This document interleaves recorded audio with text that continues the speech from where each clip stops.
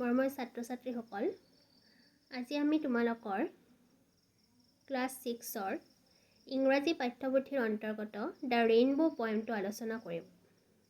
The rainbow অৰ্থাৎ ৰামধেনু। Work in pairs and make a list of 3 gifts of nature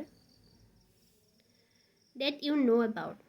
গ্ৰুপৰ মাজত বা জোৰ হৈ তোমালোকে লোৱা আৰু প্ৰকৃতিৰ পৰা পোৱা 3টা উপহাৰ বিষয় যাৰ বিষয়ে তোমালোকে জানা সেই 3টা উপহাৰৰ বিষয় তলত লিখা। Now read the poem below and find out if your words match those in the poem. আৰু তাৰ পিছত কবিতাটো পঢ়া আৰু চোৱা তোমালোকে লিখা সেই 3টা উপহাৰ কবিতাটোত আছে নে নাই বিচাৰি লোৱা।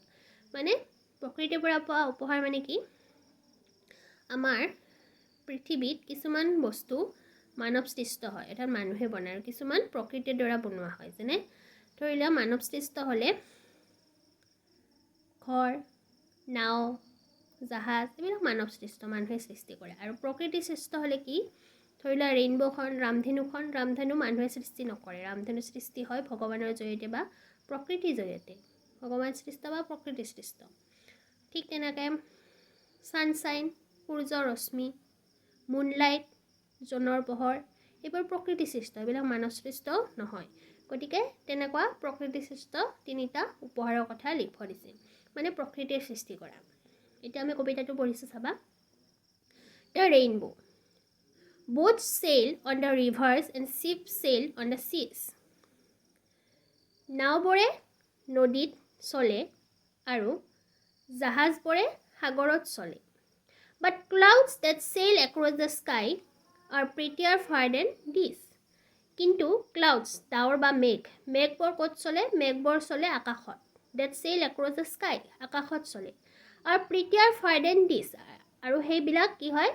বাকীবিলাকতকৈ বহুত বেছি ধুনীয়া হয়। বাকীবিলাক মানে নাও, যেনেকৈ নাও সাগৰত চলে আৰু শিপ কি হয়?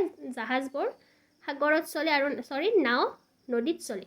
গতিকে নাও নদীত চলে আৰু সাগৰত জাহাজ চলে, আৰু মেঘবোৰ চলে ক'ত? আকাশত। কিন্তু এই যি আকাশত চলা মেঘবোৰ এই নাও আৰু সাগৰতকৈ বহুত বেছি ধুনীয়া, প্ৰিটিয়াৰ। ইয়াতে এই কৈছে যে বোটছ আৰু শিপছ মানুহে সৃষ্টি কৰা, নাওখন আৰু জাহাজবোৰ মানুহে সৃষ্টি কৰা, কিন্তু ক্লাউড ভগৱানে সৃষ্টি কৰা। গতিকে ভগৱানে সৃষ্টি কৰা বস্তুবোৰ বেছি ধুনীয়া। There are bridges on the rivers as pretty as you please.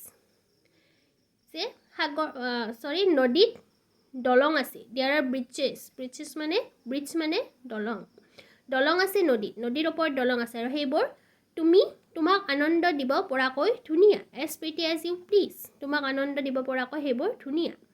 But the boat that bridges heaven and overtops the trees and builds a road from earth to sky is prettier far than those.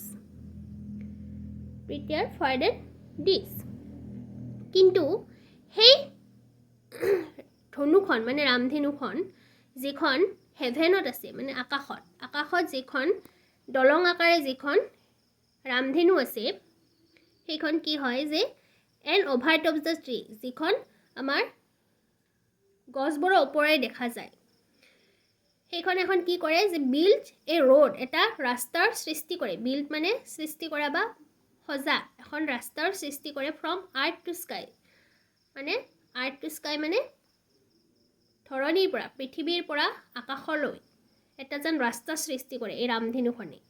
গতিকে সেইখন is প্ৰিটিয়াৰ ফাৰ then দিছ, সেইখন বেছি ধুনীয়া। মানুহে নদীৰ ওপৰত সৃষ্টি কৰা দলংবোৰতকৈ, যে মানুহে নদীৰ ওপৰত যিবোৰ দলং সৃষ্টি কৰে সেইবোৰতকৈ সেইখন ৰামধেনুখন যিখন কি হয় আমাৰ ধৰণিৰ পৰা আকাশখনলৈ এখন দলঙৰ সৃষ্টি কৰে, সেইখন বহুত বেছি ধুনীয়া। ইজ প্ৰিটিয়াৰ ফাৰ দেন দিছ, মানে মানুহে সৃষ্টি কৰা দলংখনতকৈ ভগৱানৰ সৃষ্ট সেই ৰামধেনুখন বহুত বেছি ধুনীয়া।